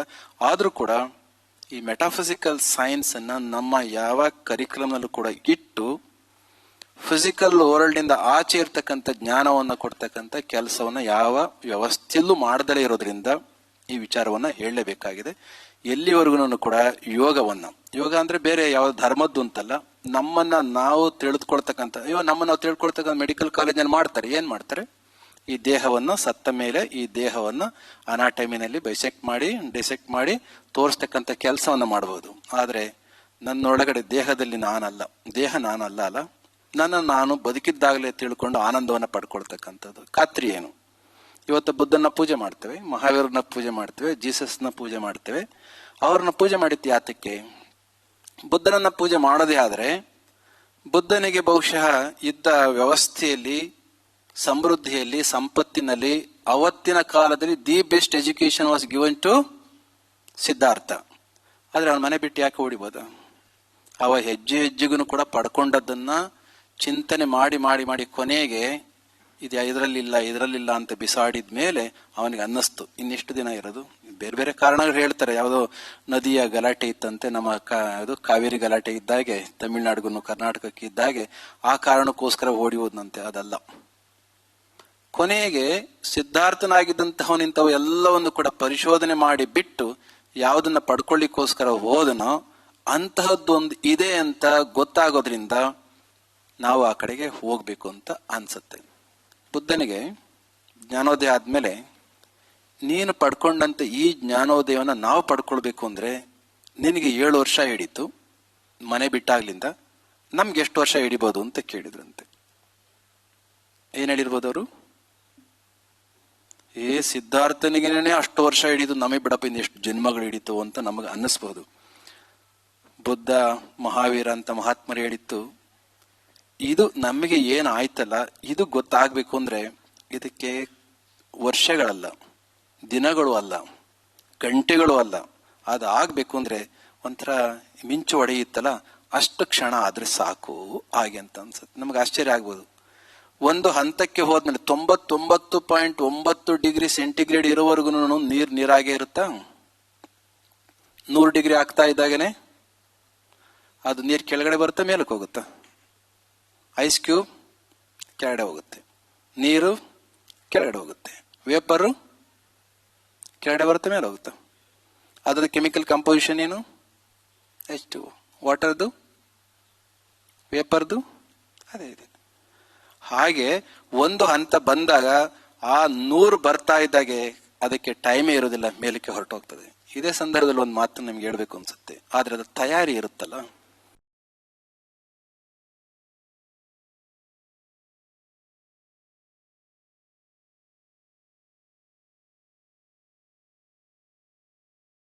ಹೈಟ್ ಅಂತ. ಸುಮ್ಮನೆ ಒಂದೇ ಒಂದು ಹೇಳ್ತೇನೆ ಮುಗಿಸೋದಕ್ಕೂ ಮುಂಚೆ. ಸೂರ್ಯನ ಡಯಾಮೀಟರ್ ಏನು? ನಮ್ಮ ಸೂರ್ಯ ಇದನ್ನಲ್ಲ, ಭೂಮಿ ನಿಮಗೆಲ್ಲರಿಗೂ ಕೂಡ ಗೊತ್ತಿದೆ, 13,600 ಕಿಲೋಮೀಟರ್ ಇರಬೇಕು ನಮ್ಮ ಭೂಮಿ ಇದೆ. ಸೂರ್ಯನದು ಇನ್ನೊಂದು 5-10 ನಿಮಿಷದಲ್ಲಿ ಮುಗಿಸ್ಬಿಡ್ತಾನೆ. ಪಾಪ ತಾವೆಲ್ಲ ಎಲ್ಲಿದ್ದೀರಿ? ನಾನು ನಾಳೆ ಬೆಳಗ್ಗೆ ಭಾನುವಾರ ಇರೋದ್ರಿಂದ ಚುಂಚನಗಿರಿಗೆ ಹೋಗ್ಬೇಕು. ಸೂರ್ಯನ diameter ಎಷ್ಟಿರ್ಬೋದು?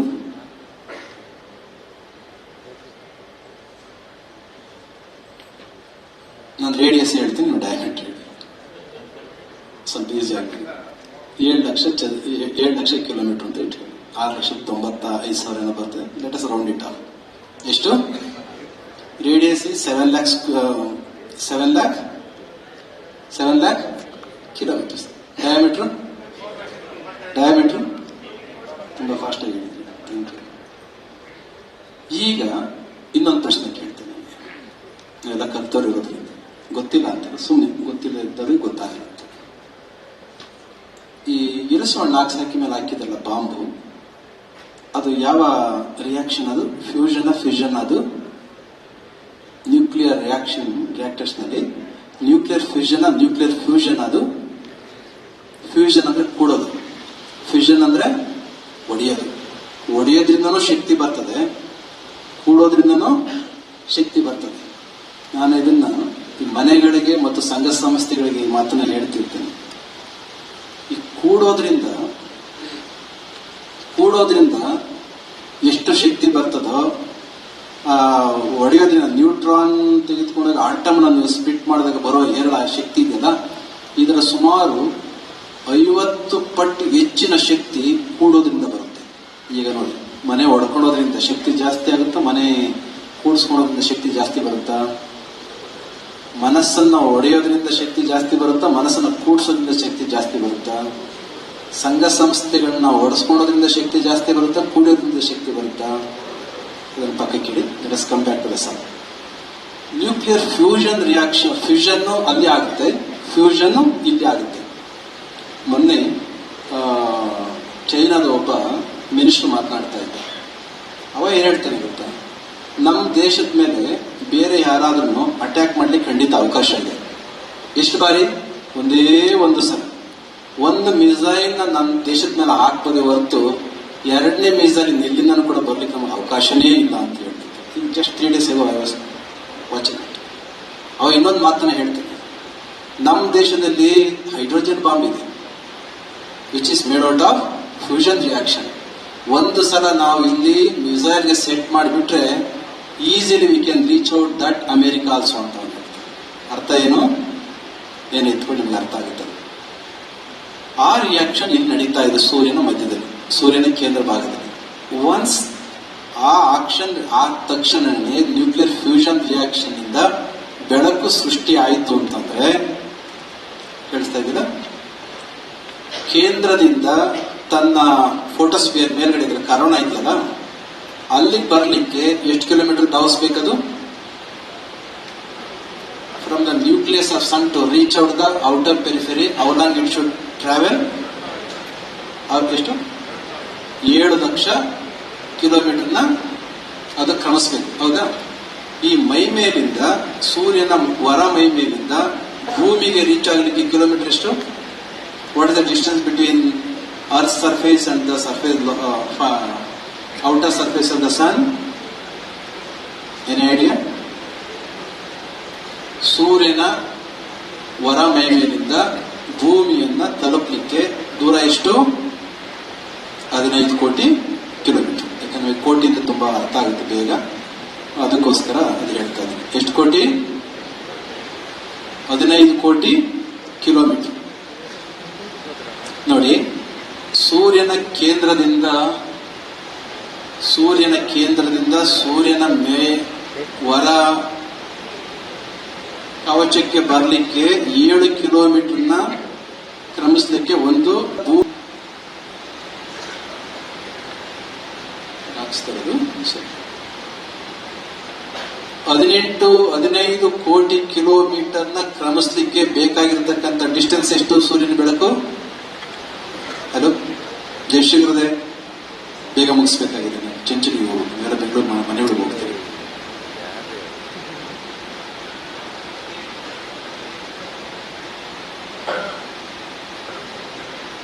I will pick the answer, please raise the hand. 15 ಕೋಟಿ ಕಿಲೋಮೀಟರ್ನ ಕ್ರಮಿಸಲಿಕ್ಕೆ ಎಷ್ಟು ಸಮಯ ಬೇಕಾಗುತ್ತೆ? 8 ನಿಮಿಷ ಅಂತ ಇಟ್ಕೊಳ್ಳಿ. ಎಷ್ಟು? 8.5 ನಿಮಿಷಕ್ಕೆ 15 ಕೋಟಿ ಕಿಲೋಮೀಟರ್ ಡಿಸ್ಟೆನ್ಸ್ ಅನ್ನ ಕ್ರಮಿಸುತ್ತೆ. ಇದು ಗೊತ್ತಾಯ್ತು. ಆದರೆ ಸೂರ್ಯನ ಕೇಂದ್ರದಿಂದ ಸೂರ್ಯನ ಮೈ ಮೇಲಕ್ಕೆ ಹೊರಮಯ ಅದು ಔಟರ್ ಸರ್ಫೇಸ್ಗೆ ಬರಲಿಕ್ಕೆ 7 ಕಿಲೋಮೀಟರ್ನ ಚಲಿಸ್ಬೇಕಲ್ಲ, ಕ್ರಮಿಸ್ಬೇಕಲ್ಲ, ಅದಕ್ಕೆ ಟೈಮ್ ಎಷ್ಟು ಬೇಕಾಗೋದು? 7 ಕಿಲೋಮೀಟರ್ ಜಾಸ್ತಿನಾ? 15 ಕೋಟಿ ಕಿಲೋಮೀಟರ್ ಜಾಸ್ತಿನಾ? ಉದ್ಯಮದಲ್ಲಿ ಗೊತ್ತಿರುತ್ತೆ ದುಡ್ಡಿನ ಬೆಲೆ. 15 ಕೋಟಿ ಕಿಲೋಮೀಟರ್ ಜಾಸ್ತಿ, ಅದಕ್ಕೆ 8.5 ನಿಮಿಷ ಆದ್ರೆ ಪ್ರಪೋರ್ಷನೇಟ್ ಕ್ಯಾಲ್ಕುಲೇಟ್ ಮಾಡಕ್ ಹೋಗ್ಬೇಡಿ. 7 ಕಿಲೋಮೀಟರ್ ಕ್ರಮಿಸ್ಲಿಕ್ಕೆ ಎಷ್ಟು ಬೇಕಾಗುತ್ತೆ?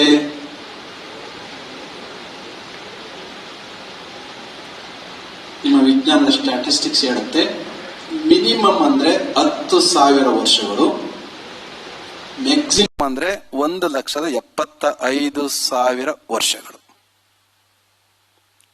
ನಂಬ್ತೀರಾ? ಎಂತದ್ದು ಸ್ವಾಮೀಜಿ ಇದು? 15 ಕೋಟಿ ಕಿಲೋಮೀಟರ್ನ ಚಲಿಸಿ ಕ್ರಮಿಸಿ ಭೂಮಿ ಹತ್ರ ಬರ್ಲಿಕ್ಕೆ ಬರೀ 8.5 ನಿಮಿಷ. 15 ಕೋಟಿ kilometre, 3 lakhs kilometer per second speed of the light. If you calculate it, you will understand that. ಅದೇ ಕ್ಯಾಲ್ಕುಲೇಷನ್ ಇಲ್ಲಿ ಮಾಡ್ಲಿಕ್ಕೆ ಹೋದ್ರೆ ಆಗೋದಿಲ್ಲ.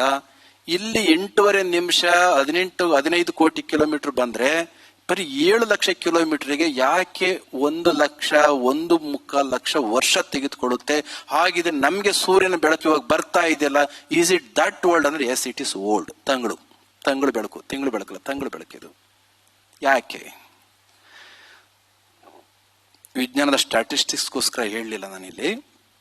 ಸೂರ್ಯನ ಹತ್ರ ಬಿಡುಗಡೆಯಾದಂತ ಬೆಳಕು ಅಲ್ಲಿಗೆ ಬರ್ಲಿಕ್ಕೆ ಯಾಕಷ್ಟು ದೂರ ತೆಗೆದುಕೊಳ್ಳುತ್ತೆ ಅಂದ್ರೆ, ಎಷ್ಟೊಂದು ಒಳಗಡೆ ಕಿತ್ತಾಟ ಇರ್ತದೆ, ನುಗ್ಲು ಇರ್ತದೆ, ಕಾಲು ಒಬ್ರಿಗೊಬ್ರು ಕಾಲು ತೊಡರುಗಾಲು ಕೊಡ್ತಕ್ಕಂಥದ್ದು ಇರ್ತದೆ ಅಂತಂದ್ರೆ, ನೀವು ಗೊರಗುಂಟೆಪಾಳ್ಯ ಫ್ಲೈಓವರ್ನ ಹತ್ತಿ ಚುಂಚನಗಿರಿಗೆ ಹೋಗ್ಲಿಕ್ಕೆ 1 ಗಂಟೆ, ಹೌದಾ? ನಿಮ್ಮ ಯಶವಂತಪುರ ಕ್ರಾಸ್ ಮಾಡಿ ಗೊರಗುಂಟೆಪಾಳ್ಯ ಬರೋವರೆಗೆ ಅರ್ಧ ಗಂಟೆ. ಎಷ್ಟು? 5 ಕಿಲೋಮೀಟರ್ ಬರ್ಲಿಕ್ಕೆ ಅರ್ಧ ಗಂಟೆ, ಮುಂದಿನ 100 ಕಿಲೋಮೀಟರ್ ಹೋಗ್ಲಿಕ್ಕೆ ಬರೀ 1 ಗಂಟೆ. ಯಾಕೆ? ಟ್ರಾಫಿಕ್. ಅಂತಹದ್ದೇ ಟ್ರಾಫಿಕ್ ಸೂರ್ಯನ ಒಳಗಡೆ ನಡೀತಾ ಇದೆ. ಅದೇನು ಅಂತ ಹೋಗಿ ಓದ್ಕೊಳ್ಳಿ, ನಿಮ್ಗೆ ಅರ್ಥ ಆಗುತ್ತೆ. ಹೇಳಿಕೊರೆ ಬರೀ ಪ್ಯೂರ್ ಸೈನ್ಸ್ ಕೆಲಸ ಆಗೋಗ್ಬಿಡ್ತದೆ. ಅದೇ ರೀತಿಯಲ್ಲಿ ಉದ್ಯಮವನ್ನ ಬೆಳೆಸಲಿಕ್ಕೆ ಹೊರಟಂತ ಪ್ರಾರಂಭದ ದಿನಗಳಲ್ಲಿ ಎಷ್ಟೊಂದು ಸಮಸ್ಯೆಗಳು ಬರ್ತಿರ್ತವೆ ಅಂತ ಅಂದ್ರೆ, ಆ ಸಂದರ್ಭದಲ್ಲಿ ಈ ಬದುಕು ನನಗೆ ಬೇಕಾ, ಈ ಉದ್ಯಮ ನಮಗೆ ಬೇಕಾ ಅಂತ ಅಂದ್ರೆ, ಸೂರ್ಯನ ಬೆಳಕು ಹೊರಗಡೆ ಬಂದು ಜಗತ್ತೆಲ್ಲವನ್ನು ಕೂಡ ತಲುಪ ಕೆಲಸ ಮಾಡಕ್ಕೇ ಆಗೋದಿಲ್ಲ. ಆ ಸಂದರ್ಭದಲ್ಲಿ ಬರ್ತಕ್ಕಂಥ ಎಲ್ಲ ಸಮಸ್ಯೆಗಳನ್ನ ತಡ್ಕೊಂಡು ಸಹನೆಯಿಂದ ಮುಂದಕ್ಕೆ ಹೋದದ್ದೇ ಆದ್ರೆ ಒಂದು ದಿನ ಬರ್ತದೆ. ಎಷ್ಟು ಸ್ಪೀಡಲ್ಲಿ ಹೋಗಬಹುದು ಅಂತಂದ್ರೆ 15 ಕೋಟಿ ಕಿಲೋಮೀಟರ್ನ ಕೇವಲ 8.5 ನಿಮಿಷದಲ್ಲಿ ರೀಚ್ ಆಗ್ಬಹುದು. ಜಗತ್ತಿನ ಯಾವ ಮೂಲೆಗೂ ಕೂಡ at least within the solar family ಒಳಗಡೆ. ಬದುಕಿನಲ್ಲಿ ಏನಾದ್ರೂ ಒಂದು ಕಟ್ಲಿಕ್ಕೆ ಅಂತ ಹೊರಟಾಗ ತುಂಬಾ ಸಮಸ್ಯೆಗಳು ಬರ್ತವೆ. ಒಂದು ಹೆಜ್ಜೆ ಇಟ್ರೆ ಮತ್ತೆ ಇನ್ನೊಂದು ಹೆಜ್ಜೆ ಅಡ್ಡ ಬಂದಿರ್ತದೆ. ಈ ಹಂತವನ್ನ ದಾಟಿ ನಾವು ಮುಂದಕ್ಕೆ ಹೋಯ್ತು ಅಂತಂದ್ರೆ, ನಮ್ಮ ಪೂಜ್ಯ ಗುರುಗಳು ಹೇಳ್ತಿದ್ರು, ಆ ಕಾಲದಲ್ಲಿ ಮಠವನ್ನ ಕಟ್ಲಿಕ್ಕೆ ಅಂತ ಹೊರಟಾಗ ಇಲ್ಲಿ ಆ ಕಡೆ ಈ ಕಡೆ ಕುಳಿತಿರ್ತಕ್ಕಂಥ ಹಲವಾರು ಮಹನೀಯರು ತಾವಿದ್ದೀರಿ. ನಿಮ್ಮಗಳ ಹೊರತಾಗಿ ಅಷ್ಟೇ ಮುಂದೆ ಕುಳಿತಿರ್ತಕ್ಕಂಥ ಮಹನೀಯರಿದ್ದೀರಿ. ನೀವು ಕೊಟ್ಟ ಸಹಕಾರ ಅದೆಷ್ಟೇ ದೊಡ್ಡದಿದ್ರು ಕೂಡ ಒಂದೊಂದು ಸಣ್ಣ ಸಣ್ಣ ಸಂಸ್ಥೆಯನ್ನ ಕಟ್ಲಿಕ್ಕೆ ಎಷ್ಟು ಕಷ್ಟ ಆಗ್ತಿತ್ತು ಅವತ್ತಿಗೆ ಅಂತಂದ್ರೆ, ಗುರುಜಿಯವ್ರ ಬಾಯಿನಲ್ಲೇ ಕೇಳಬೇಕು.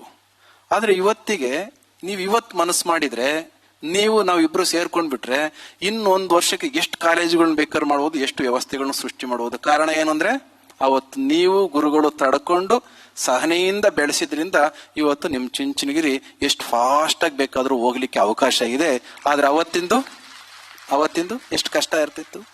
ಅದಕ್ಕೆ ಗ್ರಹಗತಿಯ ತಿದ್ದುವನೆ ಜೋಯಿಸನು ಜಾತಕದಿ, ವಿಹಿತವಾಗಿಹುದರ ನಡೆ ಸೃಷ್ಟಿ ವಿಧಿಯಂ, ಸಹಿಸಿದಲ್ಲದೆ ಮುಗಿಯದು ಆವ ದೆಸೆ ಬಂದಡಂ, ಸಹನೆ ವಜ್ರದ ಕವಚ ಮಂಕುತಿಮ್ಮ. ಭಗವಂತನಿಗೆ ತುಂಬಾ ಇಷ್ಟ ಆಗ್ತಕ್ಕಂಥ ಯಾವ್ದಾದ್ರು ಒಂದು ಗುಣ ಇದ್ರೆ ಅದು ಸಹನಾ ಗುಣ. ಹವಾಮಾನಗಳಾಗ್ತವೆ, ಎಡರು ತೊಡರುಗಳು ಬರ್ತವೆ.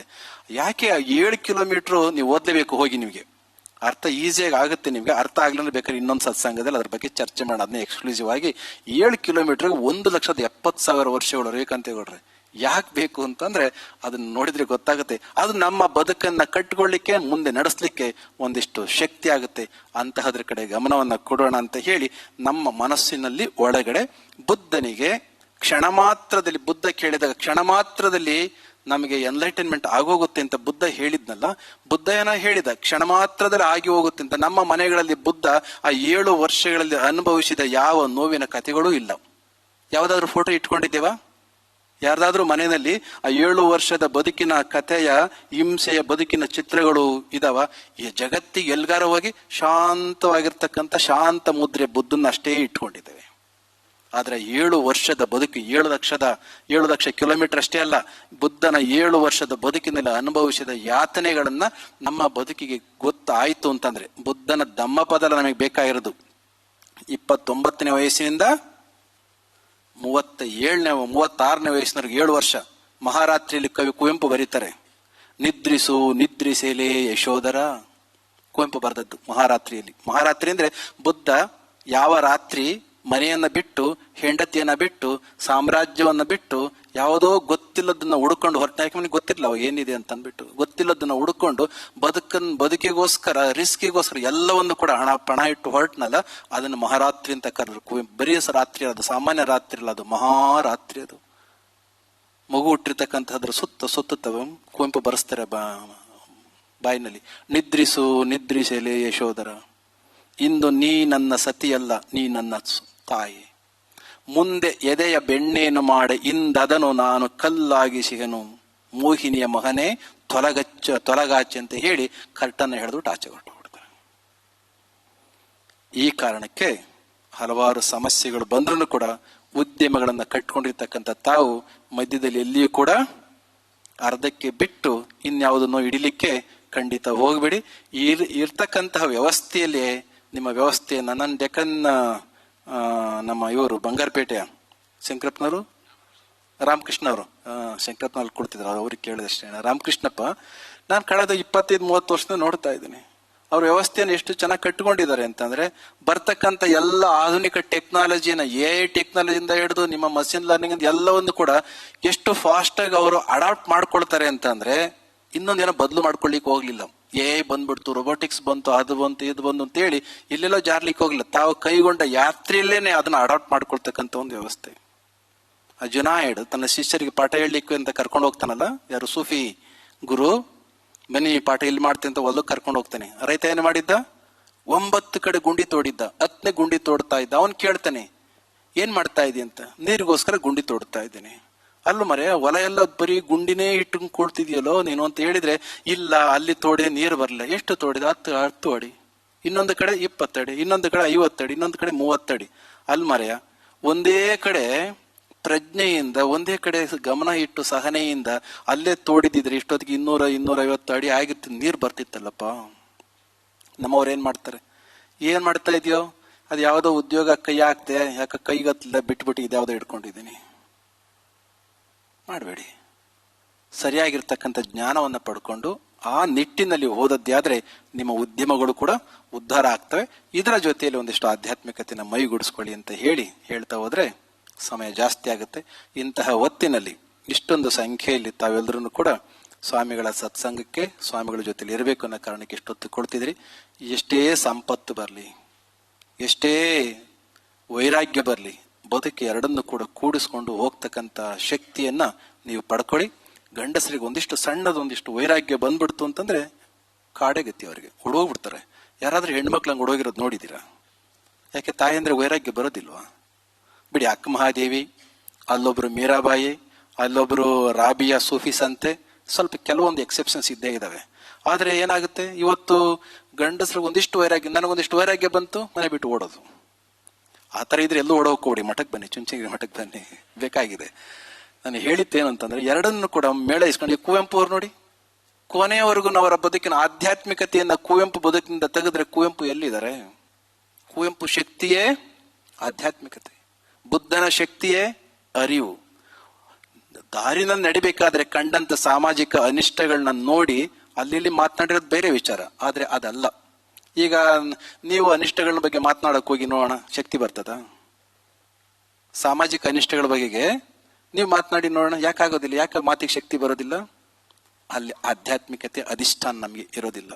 ಈ ದೃಷ್ಟಿಯಿಂದ ಆ ಆಧ್ಯಾತ್ಮಿಕತೆನ ಮೈಗೂಡಿಸಿಕೊಂಡು ಪ್ರಪಂಚದಲ್ಲಿ ಬದುಕಿದ್ಯಾದ್ರೆ ಜಗತ್ತಿಗೆ ನಾವು ಬೆಳಕಾಗ್ಬೋದು. ಇಲ್ಲ ಅಂತಂದ್ರೆ ನಮಗೂ ಬೆಳಕಾಗೋದಿಲ್ಲ, ನಮ್ಮ ಕತ್ತಲೆಯನ್ನ ನಾವು ಹೋಗ್ಲಾಡಿಸ್ಕೊಳ್ಳಿಕ್ಕೆ ಸಾಧ್ಯ ಇಲ್ಲ.